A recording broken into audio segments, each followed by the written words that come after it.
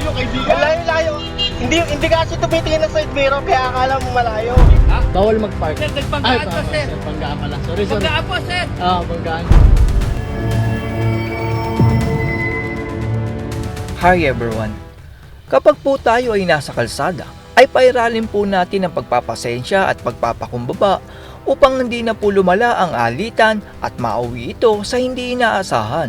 Sa video na ito ay panoorin natin ang kawalan ng pasensya ng ilan nating motorista. Panoorin natin ang video na ito. Simulan natin ang video sa pagliko ng isang motor na hindi lumilingon at binusinahan siya ng sasakyan.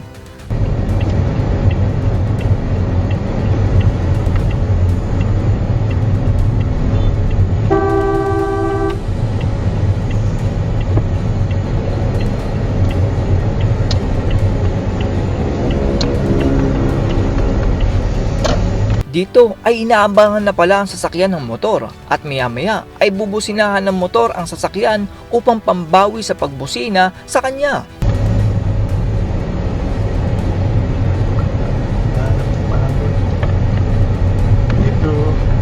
Dito bumalag. Hindi na diretso. Ako nga kasi may kwarto.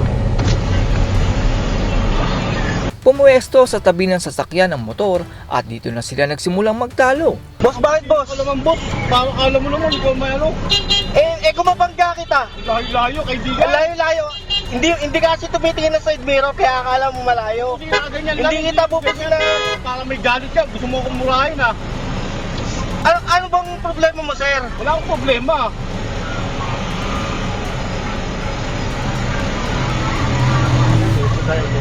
Sabi mo sa akin, gusto lang ka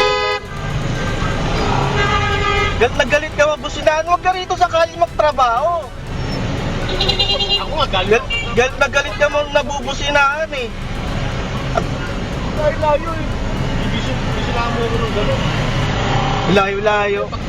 Hindi kita bubusinahan kung malayo.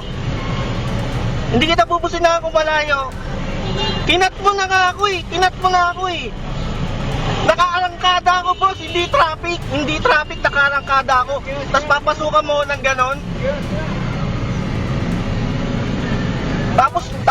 Tapos ihintuan mo ako, magagalit ka, bubusinahan mo ako. Pag pinusinahan ko ng gano'n, ayaw mo. Ayun na.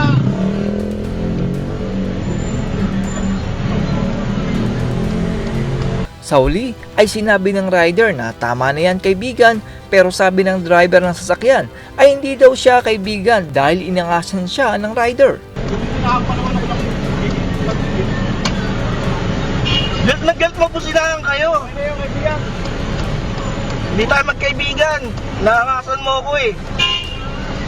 Biruin mo, bubusinahan mo pa, habulin mo pa ako ng busina.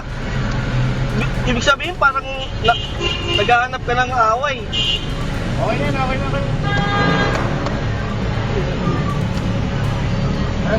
Ako po ay nagmamaneho ng motor at kotse. Ang masasabi ko po doon sa rider ay bago po tayo lumiko ay tumingin po muna tayo sa side mirror or lumingon po muna tayo sa balikat para masigurado natin na clear ang ating dadaanan. Kapag po tayo ay lumiliko at nasa kanan po tayo ay posibleng hindi po tayo makita lalo na at motor ang ating dala.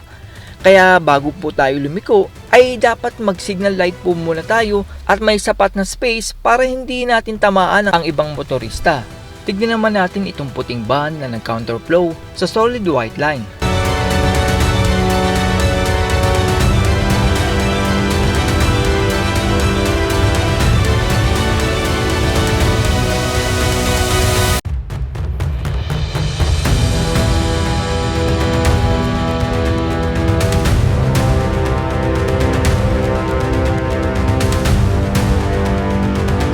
Ang rider naman na ito ay halos hindi na makita sa dami ng kanyang parcel.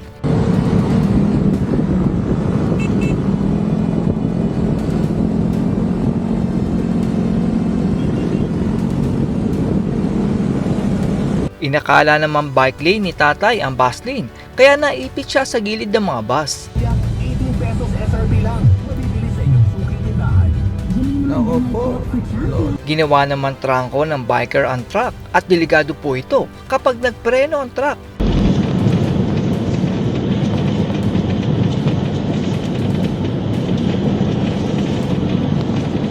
mali naman po ang pwesto ng rider dahil dapat nasa kanan siya kung didiretso siya.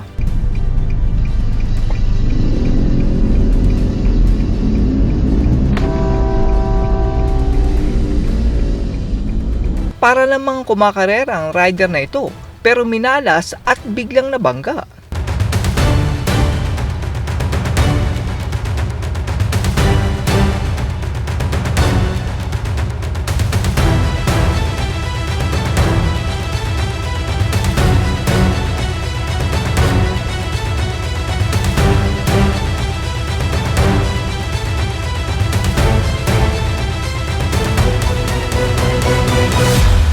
Naging Superman naman si Kuya dahil sa dami ng kanyang dala-dala.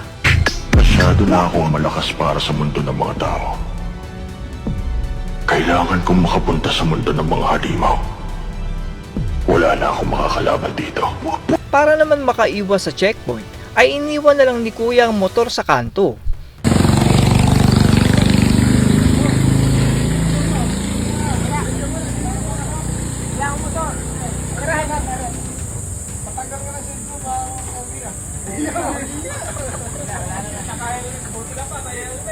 Naka-helmet ka, wala namang motor. Tikitan ka na lang siguro, ticket. Wala kang motor eh. Lisensya pare. Meron. Kahit naman masikip, ay pilit pa rin pinasok ng Innova at tinamaan niya ang isang sasakyan.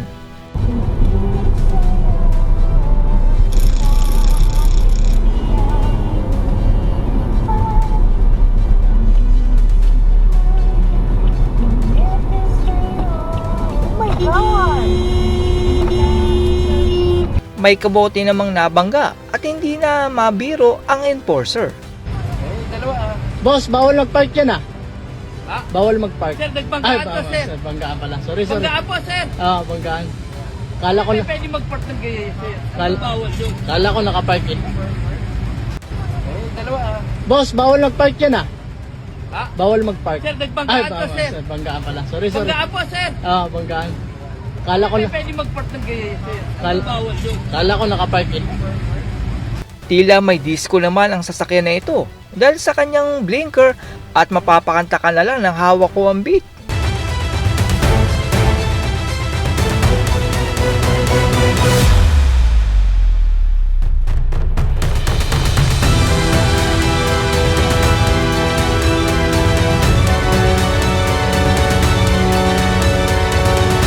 At yan po ang mga kamote na makikita at makakasabay natin sa kalsada.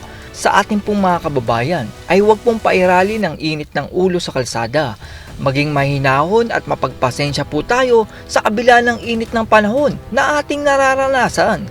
Lahat po tayo ay gusto makarating sa ating pupuntahan pero dapat po ay maging maingat pa din tayo dahil ang mabilis na takbo sa kalsada ay isang sangkap ng disgrasya. That's all everyone. Salamat sa inyong panonood. This is Chuck and you're watching Biker Drone.